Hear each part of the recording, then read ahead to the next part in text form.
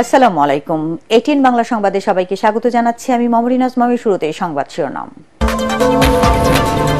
মারা গেছেন অন্তর্বর্তী সরকারের উপদেষ্টা হাসান আরিফ, রাষ্ট্রপতি, প্রধান উপদেষ্টা, বিএনপির ভারপ্রাপ্ত চেয়ারম্যান সহ বিভিন্ন মহলের শোক। আজ নেওয়া হবে সুপ্রিম কোর্ট প্রাঙ্গণে। সুনির্দিষ্ট তারিখ দিয়ে নির্বাচনী রোডম্যাপ ঘোষণার আহ্বান বিএনপির। সরকার গঠন করলে জনগণকে সেবক হয়ে কাজ করবে জামায়াত, জানালেন দলের আমির।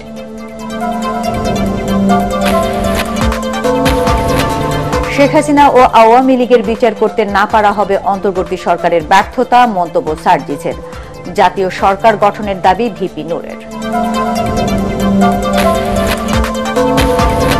এবং 1 লাফে কেজিতে 50 টাকা বাড়ল মুরগির দাম। শীতকালীন সবজির মূল্য কমলেও সাধারণ মানুষের নাগালের বাইরে রয়ে গেছে, অভিযোগ ক্রেতাদের। শুনছিলেন সংবাদ শিরোনাম, এবার বিস্তারিত। অন্তর্বর্তীকালীন সরকারের বেসরকারি বিমান ও পর্যটন এবং ভূমি উপদেষ্টা এএফ হাসান আরিফ মারা গেছেন। ইন্না লিল্লাহি ওয়া ইন্না ইলাইহি রাজিউন। হৃদরোগে আক্রান্ত হয়ে রাজধানীর একটি বেসরকারি হাসপাতালে শেষ নিঃশ্বাস ত্যাগ করেন তিনি। তার মৃত্যুতে শোক জানিয়েছেন রাষ্ট্রপতি মোহাম্মদ শাহাবুদ্দিন, প্রধান উপদেষ্টা ডক্টর মোহাম্মদ ইউনূস ও বিএনপির ভারপ্রাপ্ত চেয়ারম্যান তারেক রহমান। আরও জানাচ্ছেন হুমায়ুন চিশতি। অন্তর্বর্তীকালীন সরকারের উপদেষ্টা এএফ হাসান আরিফ হৃদরোগে আক্রান্ত হলে বেলা ৩টার দিকে তাকে রাজধানীর ল্যাবেড হাসপাতালে আনা হয়। ৩টা ৩৫ চিকিৎসকরা তাকে মৃত ঘোষণা করেন। তার বয়স হয়েছিল ৮৩ বছর। ওনাকে আমরা মৃতই পেয়েছি। মৃত পাওয়ার পরে আমরা আমাদের প্রোটোকল অনুযায়ী সমস্ত চেষ্টা করেছি এবং ৩টা ৩৫ ওনাকে মৃত ঘোষণা করা হয়। খবর পেয়ে হাসপাতালে ছুটে আসেন তার সহকর্মী উপদেষ্টারা, রাজনৈতিক দলের নেতৃবৃন্দ সহ বিশিষ্টজনরা। এখন যে ট্রানজিশনের যে পিরিয়ডটা, এই গণতন্ত্র উত্তরণের যে পথ, যে কাজ শুরু হয়েছে, এই সময়ে তার খুব বেশি প্রয়োজন ছিল বলে আমরা মনে করি। তিনি অত্যন্ত উঁচু মানের একজন সিনিয়র আইনজীবী ছিলেন। তার আইনের জ্ঞান যেমন ছিল, তার মধ্যে স্বচ্ছতাও তেমন ছিল। এই দুইটা জিনিস অনেক জায়গায় পাওয়া কঠিন। একটা হাসান আরিফ স্যারের মৃত্যু মানে হচ্ছে আইনজীবী হিসেবে একজন প্রতিষ্ঠান চলে যাওয়া। সবচেয়ে উদ্যোগী উপদেষ্টাদের একজন ছিলেন। জাস্ট 4 দিন আগে যখন ইস্তিমুরের প্রেসিডেন্ট এসেছিলেন, উনি স্যারের সাথে টেবিলে বসেছিলেন। স্যার ভিতরে গিয়ে বলছিল যে কত উচ্ছল, আনন্দময়, প্রাণবন্ত মানুষ ছিলেন। সফর শেষে দেশে ফিরে বিমানবন্দর থেকেই হাসপাতালে আসেন প্রধান উপদেষ্টা ডক্টর মোহাম্মদ ইউনূস। উনি ওনার বিদেহী আত্মার মাগফিরাত চেয়েছেন এবং ওনার ফ্যামিলিকে একটু আগে ওনার ফ্যামিলির সাথে কথা বলেছেন, ফ্যামিলি মেম্বারদের সাথে। রাতে এশার নামাজের পর ধানমন্ডি 7 নম্বরে বাইতুল আমান মসজিদে তার প্রথম নামাজে জানাজা অনুষ্ঠিত হয়। শনিবার তার দীর্ঘদিনের কর্মস্থল সুপ্রিম কোর্টে দ্বিতীয় জানাজা অনুষ্ঠিত হবে। কানাডা প্রবাসী মেয়ে দেশে ফেরার পর মরহুমের দাফনের বিষয়ে সিদ্ধান্ত হবে। ওনার মেয়ে আসবেন, ওনার মেয়ে বিদেশে থাকেন, সেখান থেকে আসতে আসতে উনি বলে 22 তারিখ সকালে আসছেন। ঠিক সকালে আসলে সেখানে ওনার দাফন হবে বুদ্ধিজীবী কবরস্থানে, যতটুকু এই পর্যন্ত আমরা খবর পেয়েছি। এএফ হাসান আরিফ 1941 সালের 10 জুলাই কলকাতায় জন্মগ্রহণ করেন। গত 8 আগস্ট অন্তর্বর্তীকালীন সরকারের উপদেষ্টা হিসেবে শপথ নেন তিনি। 2001 থেকে 2005 সাল পর্যন্ত অ্যাটর্নি জেনারেলের দায়িত্ব পালন করেছেন এএফ হাসান আরিফ। এছাড়া ফখরুদ্দিন আহমেদের নেতৃত্বে তত্ত্বাবধায়ক সরকারের আইন, ভূমি ও ধর্ম মন্ত্রণালয় বিষয়ক উপদেষ্টা হিসেবেও দায়িত্ব পালন করেন তিনি। হুমায়ুন চিশতি, এটিএন বাংলা, ঢাকা।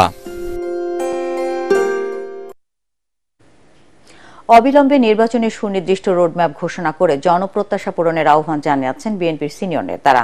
দেশে স্থিতিশীলতা ফিরিয়ে আনতে এর কোনো বিকল্প নেই বলেই মত তাদের। রাজধানীতে পৃথক 2 আয়োজনে দলের সিনিয়র যুগ্ম মহাসচিব রুহুল কবির রিজভী এবং বিএনপি চেয়ারপারসনের উপদেষ্টা জয়নুল আবেদিন ফারুক এসব কথা বলেন। বিস্তারিত মাজহারুল হক মুহাজিরের রিপোর্টে। বিএনপির ভারপ্রাপ্ত চেয়ারম্যান তারেক রহমানের নির্দেশনায় 24-এর ছাত্র জনতার গণ আন্দোলন চলাকালে রাজধানীর মোহাম্মদপুরে শহীদ পরিবারের সাথে সাক্ষাৎ করে আমরা বিএনপি পরিবারের একটি প্রতিনিধি দল। পরে এক প্রেস ব্রিফিং এর মাধ্যমে তাদের আর্থিক সহায়তা তুলে দেন দলের সিনিয়র যুগ্ম মহাসচিব রুহুল কবির রিজভী। তিনি বলেন, নিজের দলের বাইরেও সকল শহীদ আহতদের পাশে দাঁড়িয়েছে আমরা বিএনপি পরিবার। এ সময় 24-এর আন্দোলনে নেতৃত্ব দেয়া বৈষম্য বিরোধী ছাত্র আন্দোলন এবং 5 আগস্ট পরবর্তী গড়ে ওঠা জাতীয় নাগরিক কমিটির রাজনীতিতে আশা নিয়েও কথা বলেন রুহুল কবির রিজভী। এখানে বৈষম্য বিরোধী ছেলেরা আছেন যারা নেতৃত্ব দিয়েছেন, তারা যদি দল করেন খুবই ভালো কথা। তারা গণতন্ত্রের জন্য দল করছেন, কিন্তু এইটা যেন আবার রাজকীয় দল হয়ে না ওঠে। নির্বাচনী রোড ম্যাপ ঘোষণা করলো অন্তর্বর্তীকালীন সরকার, কিন্তু কেন জানি মনে হচ্ছে রোড ম্যাপ যেটি দিয়েছেন সেটি একটু প্রলম্বিত রোড ম্যাপ। এইটা আমার মনে হয় সাধারণ মানুষের কাছে এটা একটা প্রশ্নবোধক চিহ্ন দেখা দিচ্ছে। এর আগে সকালে জাতীয় প্রেস ক্লাবে নির্বাচনী রোডম্যাপ ও জন আকাঙ্ক্ষা শীর্ষক এক আলোচনা সভায় অন্তর্বর্তী সরকারকে কারো কথায় কান না দিয়ে নির্বাচনের সুনির্দিষ্ট রোডম্যাপ ঘোষণা করার আহ্বান জানান বিএনপি চেয়ারপারসনের উপদেষ্টা জয়নুল আবেদিন ফারুক। অনুগ্রহ করে রোড ম্যাপ সুনির্দিষ্ট দিয়ে দেন, নির্বাচনের তারিখ ঘোষণা করে দেন। কে কি বললো এটাতে কিছু আসে যায় না, জনপ্রতিনিধিরাই ঠিক করবে কোনটা পুরোপুরি সংস্কার হবে, কোনটা হবে। এ সময় জাতীয়তাবাদী শক্তিকে আবারও নির্মূল করার ষড়যন্ত্র চলছে বলেও দাবি করেন বিএনপির সিনিয়র এই নেতা। মাজহারুল হক মুহাজির, এটিএন বাংলা, ঢাকা। জামায়াত ইসলাম সরকার গঠন করলে দেশের রাজা নয়, জনগণের সেবক হয়ে কাজ করবে বলে জানিয়েছেন দলটির আমির ডাক্তার শফিকুর রহমান। রাজধানীর খামারবাড়িতে জাতীয় কৃষিবিদ সম্মেলনে এসব কথা বলেন তিনি। এ সময় কোনো ধরনের চাঁদাবাজি ও দখল বাণিজ্য করতে না দেওয়ার ঘোষণাও দেন তিনি। জামায়াত আমির বলেন, বাংলাদেশের মানুষ এখন স্বাধীনভাবে কথা বলতে পারছে, যা 5 আগস্টের আগে কল্পনা করারও সাহস ছিল না কারো। খায়রুল ইসলামের রিপোর্ট। রাজধানীর খামারবাড়িতে কৃষিবিদ ইনস্টিটিউশনে জাতীয় কৃষিবিদ সম্মেলনের আয়োজন করা হয়। অনুষ্ঠানে বিগত সরকারের নানা অনিয়মের কথা তুলে ধরেন বক্তারা। এ সময় জামায়াতে ইসলামীর আমির ডাক্তার শফিকুর রহমান বলেন, গত 15 বছর ধরে ফ্যাসিবাদ সরকার দেশটাকে গুম ও খুনের রাজত্বে পরিণত করেছিল। বিশেষ করে গত 15.5 বছর একটানা একটি ফ্যাসিস্ট সরকার এই জাতির ঘাড়ের উপর ছিল। তারা দেশটাকে সব দিক থেকে খাবলে খুবলে শেষ করে দিয়েছে। খুন, গুম, দর্শন, লুণ্ঠনের চারণভূমিতে তারা পরিণত করেছিল বাংলাদেশকে।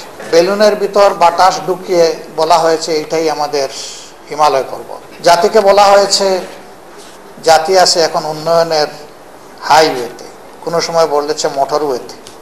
আমিরে জামায়াত আরো বলেন, এ যাবৎকালে যারা দেশের ক্ষমতায় এসেছে তারা প্রত্যেকেই দায়িত্ব পালনে অবহেলা করেছে। অতীতে যারা দেশ শাসন করার সুযোগ পেয়েছিলেন তারা যদি তাদের দায়িত্বটা পালন করতেন, সত্যিকার অর্থে বাংলাদেশ সোনার বাংলাদেশে পরিণত হতো। কিন্তু অনেকে সোনার বাংলাদেশের প্রতিশ্রুতি দিয়ে এটাকে শ্মশান বাংলাদেশ বানিয়েছিলেন। আল্লাহ যদি এই দেশের জাতির খেদমত করার সুযোগ আমাদের হাতে তুলে দেন, আমরা ইনশাল্লাহ জমিদার কিংবা মালিক হব না, আমরা হব জাতির সেবক।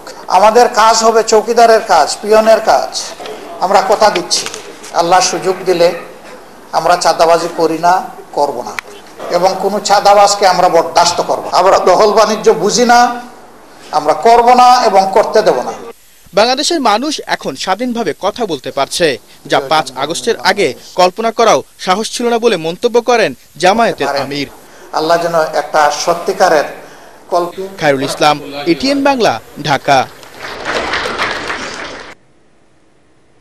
24-এর গণ অভ্যুত্থানে গণহত্যার ঘটনায় শেখ হাসিনা ও আওয়ামী লীগ সন্ত্রাসীদের বিচার শেষ করে যেতে না পারা হবে অন্তর্বর্তী সরকারের সবচেয়ে বড় ব্যর্থতা। ছাত্র জনতার আন্দোলনে খুলনায় শহীদ পরিবারের সদস্যদের আর্থিক অনুদান অনুষ্ঠান প্রদানে একথা বলেন জুলাই শহীদ স্মৃতি ফাউন্ডেশনের সাধারণ সম্পাদক সার্জিস আলম। সুযোগ বুঝে এখন অনেক রাজনৈতিক দল নোংরা অপরাজনীতি করছে বলেও অভিযোগ করেন তিনি। পরে খুলনা বিভাগের 58 শহীদ পরিবারের মাঝে আর্থিক অনুদান তুলে দেওয়া হয়। শহীদ মোহাম্মদ শহীদ সাকবের পরিবার সেই জুলাইয়ের 20 তারিখে 25 তারিখে 30 তারিখ পর্যন্ত বলেছিল যে আমরা এখনো সিদ্ধান্ত নিতে পারিনি আমরা ফ্যাসিস্ট হাসিনার পতনের সাথে একমত হব কিনা, সেই সংগ্রামে যুক্ত হব কিনা। তারা যদি আজকে বড় বড় গলায় আমাদের সামনে বলে যে এই অভ্যুত্থানের তারাই সামনের সারিতে ছিল, আমরা শুধু অংশগ্রহণ করেছি, তাদেরকে আমরা শুধু একটি জিনিস বলতে চাই, বড় গলায় কথা বলার আগে নিজেরা বিবেকবোধের জায়গা থেকে একটি জিনিস শুধু চিন্তা করুন যে ওই জুলাইয়ের পুরো মাসে আপনাদের অবস্থানটি কি ছিল। এখন আপনাদের এই ব্লেম গেম, এই নোংরা অপরাজনীতির যে গেম আপনারা খেলছেন, এগুলো দিয়ে আপনারা আমাদের আত্মবিশ্বাস নষ্ট করতে পারবেন না। গণহত্যাকারী শেখ হাসিনা বিচার ও আওয়ামী লীগ নিষিদ্ধের দাবিতে জানুয়ারি থেকে সারা দেশে সমাবেশ ঘোষণার দিয়েছে গণ অধিকার পরিষদের সভাপতি নুরুল হক নূর। রাজধানীর শাহজাদপুরে সমাবেশে তিনি এ ঘোষণা দেন। ভিপি নূর অভিযোগ করেন, দায়িত্ব নেওয়ার 4 মাস পার হলেও এখনও অন্তর্বর্তী সরকার আইন শৃঙ্খলা পরিস্থিতি নিয়ন্ত্রণে আনতে না পারায় গণ অভ্যুত্থানে নেতৃত্ব দেয়া ছাত্র নেতাদের গুপ্ত হত্যার শিকার হতে হচ্ছে। অন্তর্বর্তী সরকারের বিরুদ্ধে নিত্যপণ্যের দাম ও আইন শৃঙ্খলা নিয়ন্ত্রণের ব্যর্থতার অভিযোগ এনে ডাকসুর সাবেক এই ভিপি অবিলম্বে জাতীয় সরকার গঠনের দাবি জানান। 4 মাসেও এখন পর্যন্ত এই সরকার দেশে একটা স্থিতিশীল পরিস্থিতি তৈরি করতে পারে নাই, যার ফলে এখন আমাদের বিপ্লবী ছাত্ররা হত্যাকাণ্ডের আশঙ্কা প্রকাশ করছে। অনেককে বিভিন্ন জায়গায় হত্যা করা হচ্ছে, দুর্ঘটনা না পরিকল্পিত, সেগুলো সন্দেহ সংশয় তৈরি করছে। অর্থনৈতিক পরিস্থিতি এখনো একই আছে, বাজার ব্যবস্থাও অস্থিতিশীল। প্রবাসীদের যথাযথ মূল্যায়ন ও প্রয়োজনীয় সংস্কার করে এই খাতকে ঢেলে সাজানো গেলে আগামী বছর দেশে $35 বিলিয়ন রেমিটেন্স আসবে বলে আশা জনশক্তি বিশেষজ্ঞদের। রাজধানীর এফডিসিতে ছায়া সংসদ বিতর্ক প্রতিযোগিতায় অর্থনীতিবিদ আবু আহমেদ বলেন, IMF এর কড়া শর্ত মেনে ঋণ নিতে গিয়ে অর্থনীতির মৌলিক কাঠামোর বিরুদ্ধে অবস্থান নিয়েছিল বিগত সরকার।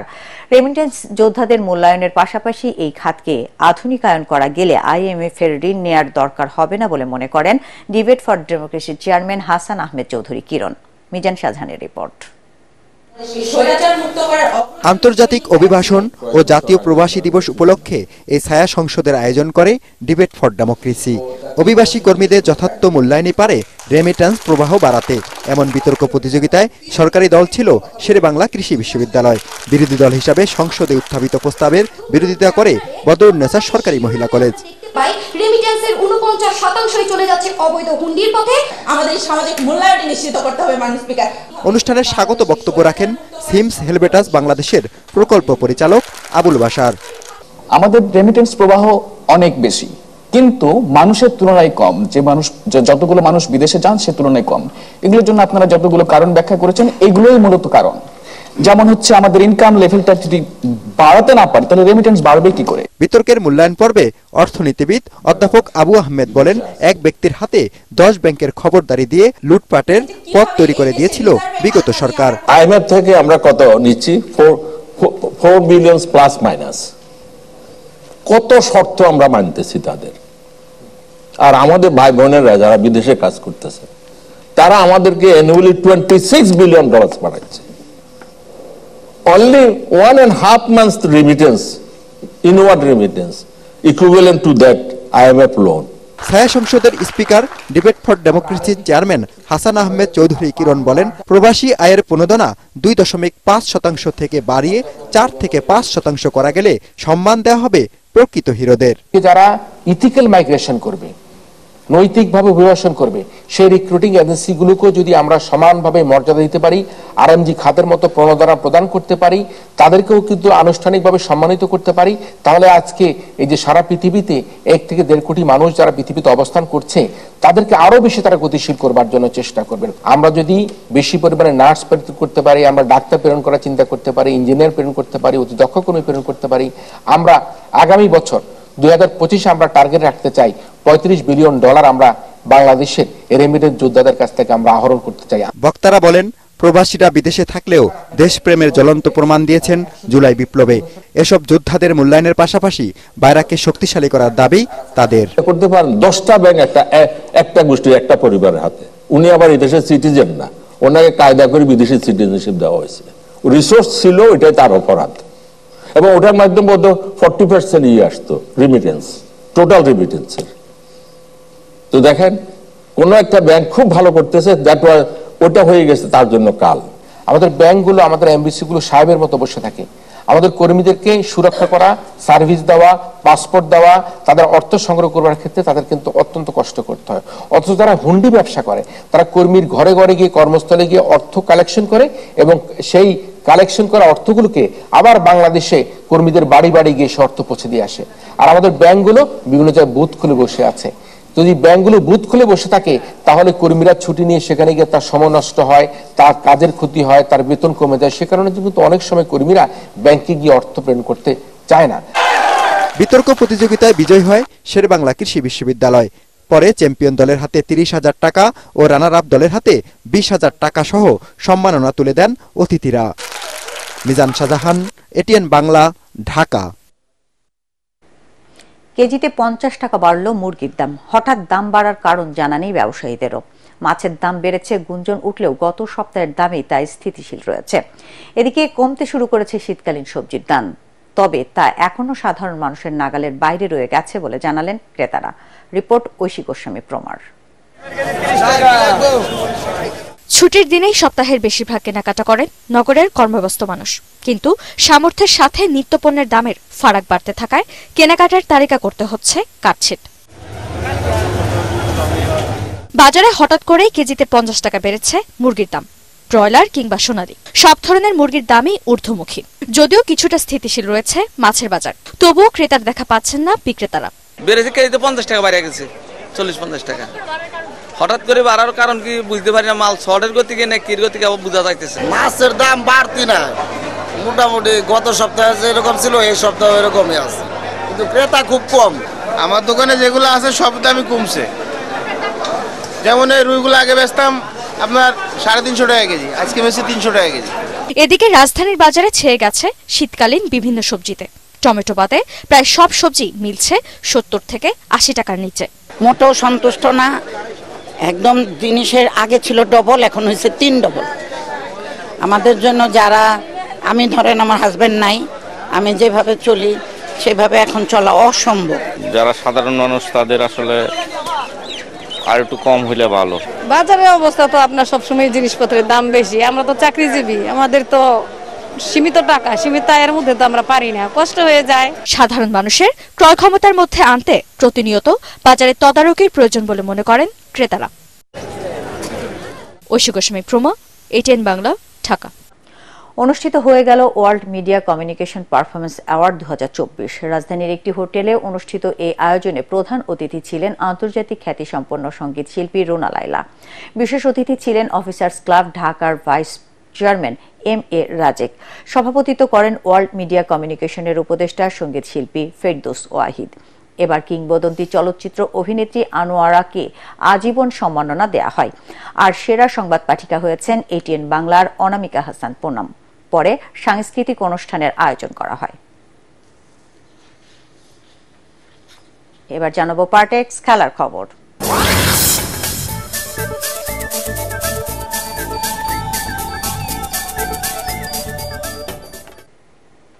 শেষ টি-20তে 80 রানে হারিয়ে 3 ম্যাচ সিরিজে ওয়েস্ট ইন্ডিজকে হোয়াইট ওয়াশ করল বাংলাদেশ। 2012 সালে আয়ারল্যান্ডের পর 3 ম্যাচের টি-20 সিরিজে ক্যারিবীয়দের বিপক্ষে এটি লাল সবুজ দলের প্রথম হোয়াইট ওয়াশ। ভারত, পাকিস্তান এবং ইংল্যান্ডের পর চতুর্থ দল হিসেবে ওয়েস্ট ইন্ডিজকে ধবল ধোলাই করল টাইগাররা। সেন্ট ভিনসেন্টে টস জিতে ব্যাটিংয়ে নেমে ম্যাচ সেরা জাকের আলীর ক্যারিয়ারের সেরা অপরাজিত 72 রানে 7 উইকেটে 189 রান সংগ্রহ করে বাংলাদেশ। জবাবে 109 রানে অল আউট হয় ওয়েস্ট ইন্ডিজ। লিটন দাসের নেতৃত্বে ওয়েস্ট ইন্ডিজকে টি-20 সিরিজে টাইগাররা হোয়াইট ওয়াশ করলেও ব্যাটে রানের দেখা পাচ্ছে না অধিনায়ক নিজেই। দ্রুতই ব্যাট প্যাচ থেকে রানে ফিরতে আশাবাদী লিটন দাস। এ নিয়ে তিনি কাজ করছেন দলের সিনিয়র সহকারী কোচ সালাউদ্দিনের সাথে। খেলা শেষে লিটন জানান, সালাউদ্দিন স্যার দলে যোগ দেওয়াতে অনেক কিছুতেই ইতিবাচক পরিবর্তন আসছে। আমি চেষ্টা করতেছি, যেহেতু সালাউদ্দিন স্যারের সাথে কাজ করতেছি, আমার মনে হয় সালাউদ্দিন স্যার অনেক হেল্পফুল করতেছে, মানে হেল্প অনেক করতেছে। যে আমাদের একটা জিনিস হচ্ছে কি, প্রত্যেকটা প্লেয়ার স্যারের সাথে অনেক ফ্রি, এবং স্যার খুব ছোট থেকে সবগুলো প্লেয়ারকে চিনে। তো এই জিনিসটা ব্যাক অফ দ্য মাইন্ডে আমাদের অনেক হেল্প করতেছে, যে স্যারের সাথে কথা বললে অনেকটা হেল্প, এবং ক্রিকেটিং বিষয়ে জিনিসগুলো অনেক হেল্প হয়ে যাচ্ছে। তো আমিও স্যারের সাথে কথা বলতেছি, আমার মনে হয় খুব তাড়াতাড়ি এটা থেকে বের হয়ে আসতে পারবো। শেষ করার আগে সংবাদ শিরোনাম আরেকবার। মারা গেছেন অন্তর্বর্তী সরকারের উপদেষ্টা হাসান আরিফ। রাষ্ট্রপতি, প্রধান উপদেষ্টা, বিএনপির ভারপ্রাপ্ত চেয়ারম্যান সহ বিভিন্ন মহলের শোক। আজ নেওয়া হবে সুপ্রিম কোর্ট প্রাঙ্গণে। সুনির্দিষ্ট তারিখ দিয়ে নির্বাচনী রোডম্যাপ ঘোষণার আহ্বান বিএনপির। সরকার গঠন করলে জনগণের সেবক হয়ে কাজ করবে জামায়াত, জানালেন দলের আমির।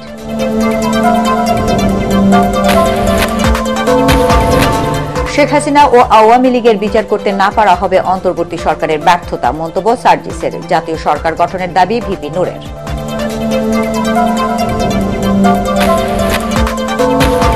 এবং এক লাফে কেজিতে 50 টাকা বাড়ল মুরগির দাম। শীতকালীন সবজির মূল্যও কমলেও সাধারণ মানুষের নাগালের বাইরে রয়ে গেছে অভিযোগ ক্রেতাদের। দর্শক, পরবর্তী সংবাদ দেখার আমন্ত্রণ জানিয়ে এখনকার মতো শেষ করছি। এটিএন বাংলা সংবাদ ইউটিউবে দেখতে ব্রাউজ করুন youtube/ATN বাংলা নিউজ। ধন্যবাদ সবাইকে।